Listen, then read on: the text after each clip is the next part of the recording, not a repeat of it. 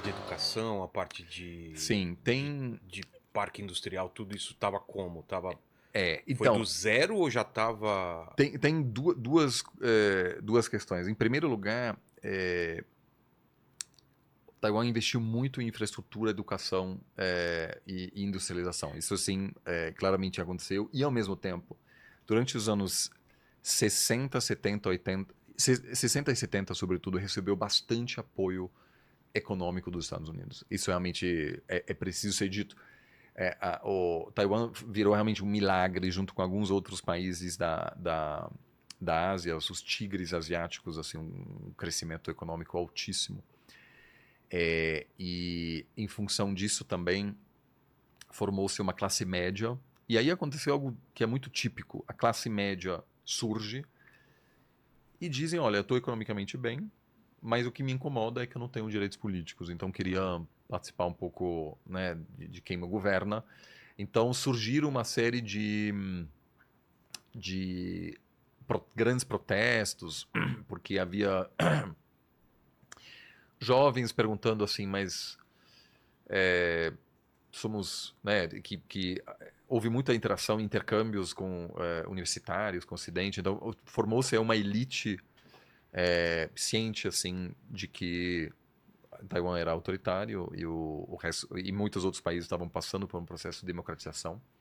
Mas teve uma outra questão muito interessante. Taiwan, sob ameaça permanente da China continental, que sempre diz a gente precisa avançar com esse processo de reunificação.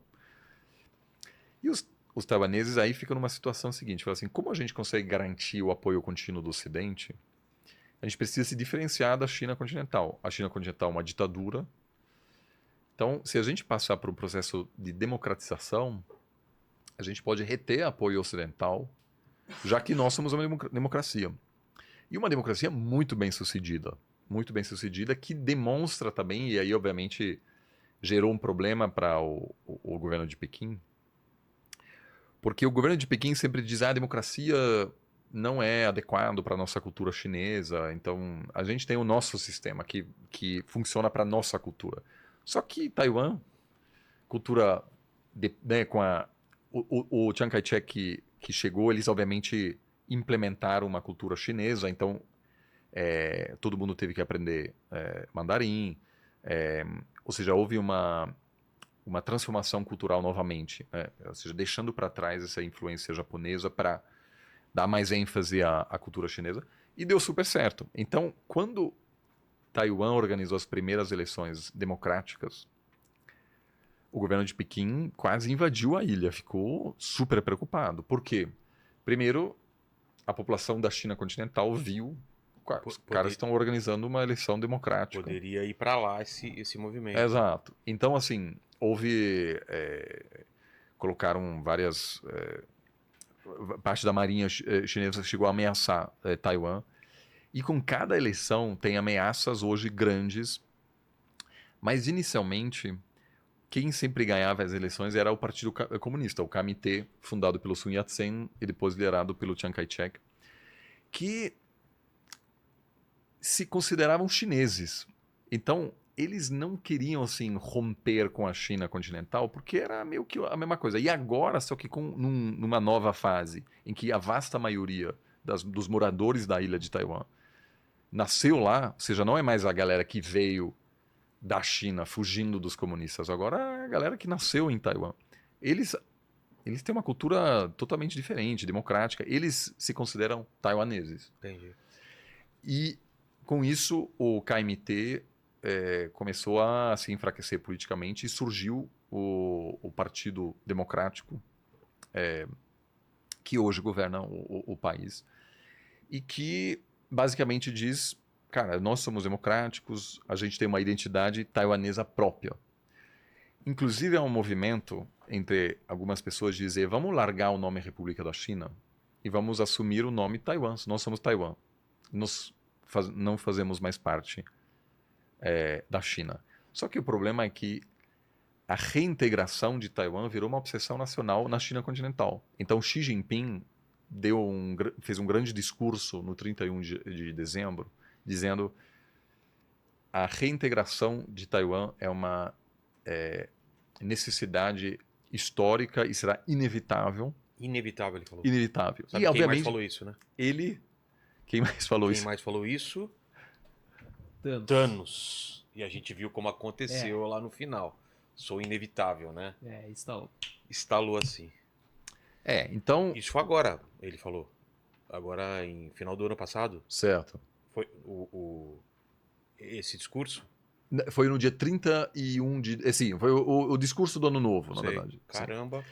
Então ele quer entrar na história como o cara que integrou Taiwan e sonha com essa unificação.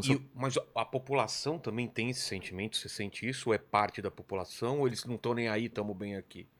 Olha, tem uma regra dos 3 T's quando você viaja para a China, que é bom não falar muito sobre Tibete, Taiwan e Tiananmen. Esses 3 é um assunto meio sensível, assim, porque Tibete também, assim, né? A China só ocupou nos anos 50, é culturalmente muito diferente. Então há uma contestação internacional à ocupação chinesa de Tibete, movimentos do Dalai Lama, etc. Sim. Então, se você tá lá, assim, é um assunto assim que às vezes as pessoas não querem comentar muito porque sabem que lá fora não tem uma certa controvérsia a respeito. Tiananmen são as grandes manifestações pró-democráticas que aconteceram há 35 anos atrás na China, que a China estava realmente num momento de muita instabilidade e poderia ter passado aí por uma onda, uma tentativa de democratização, grandes manifestações estudantis. Praça da Paz, isso, Celestial, aquela imagem do tanque e tudo mais. Exato, assim. Então Tiananmen e Taiwan, meio complexo. Por quê? E eu postei vários vídeos sobre isso nas redes sociais, falo assim, Taiwan tem eleições, aí as pessoas postam, mas Taiwan não é um país independente, como que assim eles organizam eleições? Por quê? Realmente, Taiwan é só reconhecido como país independente por 18 países, o resto reconhece só Pequim, porque houve um consenso de uma China só. Mas para o resto do pessoal, ele é o quê, então? Porque... A China não tem influência política lá, então ele é o quê? Isso é a grande questão. Independente. Então, não é uma colônia, não é Exato. Não é um país, assim. Aí tem uma coisa muito interessante, porque... Mas dá um nome para isso? A comunidade... Então, não tem, na verdade. A comunidade internacional aceitou um pedido de Pequim da política de uma China só. Ou seja, a China, também sabendo que era tão importante que você não reconhecer Pequim como a China legítima pode produzir todo tipo de problema para você, porque a China hoje é um player muito importante. Os próprios Estados Unidos só reconhecem oficialmente Pequim. Só que na prática, de fato, Taiwan tem sua própria moeda, suas próprias forças armadas, organiza eleições. Então, de fato, é um país independente. Só que, diplomaticamente falando, não. Ou seja, o escritório de Taiwan aqui no Brasil não se chama embaixada, se chama escritório de cooperação econômica e cultural. Se eu for para lá, você foi para lá? Sim, você pega o visto aqui no escritório de Taiwan, em São Paulo, que a princípio opera como se fosse um consulado, mas não se chama consulado. Cara. Entendeu? Então tem uma coisa muito engraçada. E o movimento entre China e dos cidadãos de um e outro lugar, como que faz a entrada deles? Então, é livre? É muito engraçado, porque a princípio, como a China diz Taiwan faz parte da China, os voos saem do terminal de voos domésticos. Só que na realidade... Mas você precisa checar passaporte. Então, tem todos esses detalhes estranhos. No México? Não, doméstico. Ou seja, voo doméstico. Entendi do México. Não. Falei, ou seja, é como se eles... Então, se você olhar um mapa na China continental, na República Popular da China, aparece lá Taiwan. Como se eles tratam como se fosse o mesmo país. Voo doméstico. Então, a China adotou várias estratégicas. Uma é de aproximação. Então, o partido... Mas o chinês não é impedido de entrar, não tem uma dificuldade, não existe uma dificuldade dele entrar em Taiwan. Não, inclusive... E nem o contrário. Não, inclusive tem uma questão assim que o parceiro comercial mais importante de Taiwan é a China continental. Ué. Então, assim, eles têm uma ligação importante, mas ao mesmo tempo, Taiwan, em vários sentidos, atua como se fosse um país. E 18 países reconhecem a China Taipei como a única China legítima, entre eles o Nossa. Paraguai. Então, o Paraguai não tem relações diplomáticas oficiais com o governo de Pequim. Mas, na prática, tem muito paraguaio que viaja para Pequim. Então, também tem o mesmo esquema. Tem um escritório onde os paraguaios podem pegar visto para a China, a República Popular da China. Sei. Então, assim, eu acho que esse caso é muito interessante porque, assim, tem a parte oficial, mas os Estados Unidos têm uma ampla cooperação com Taiwan como se fosse um país. Ajuda militar pra caramba, treinamentos entre as Forças Armadas, a Coreia do Sul, o Japão. Todos esses países têm muita cooperação com Taiwan. A gente, por exemplo, a FGV tem parceria com faculdade taiwanesa. E tem parceria também com faculdade na República Popular da China. E a China sempre tentou inicialmente dizer, venham para cá, façam parte do nosso país, e a gente vai seguir essa regra de um país, dois sistemas. Ou seja, vocês chegarão a fazer parte da República Popular da China, mas às vezes vocês podem organizar eleições do jeito que vocês quiserem, assim, mantenham assim, mas a gente é uma China só. E por muito tempo os próprios taiwaneses até estavam assim, pensando, faz sentido, nós somos chineses afinal. Porque a ideia de ocupar Taiwan nunca era para ser um país diferente, era para ficar lá, para depois voltar e derrotar os comunistas. Só que acabou nunca acontecendo. E os comunistas não tinham poder militar para conquistar Taiwan. Então, uma situação de instabilidade. Inicialmente havia, e o Xi Jinping até hoje fala da reunificação pacífica. Só que hoje, se vai para Taiwan, os caras, para que eu vou fazer parte de um país comunista? Por quê?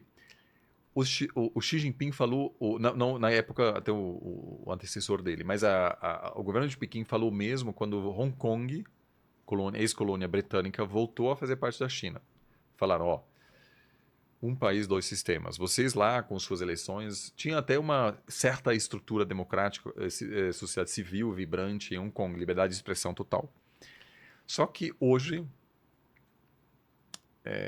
mais de 20 anos depois da reintegração de Hong Kong, Hong Kong mudou muito. Hoje não tem mais liberdade de expressão. Então a China, o governo de Pequim incorporou.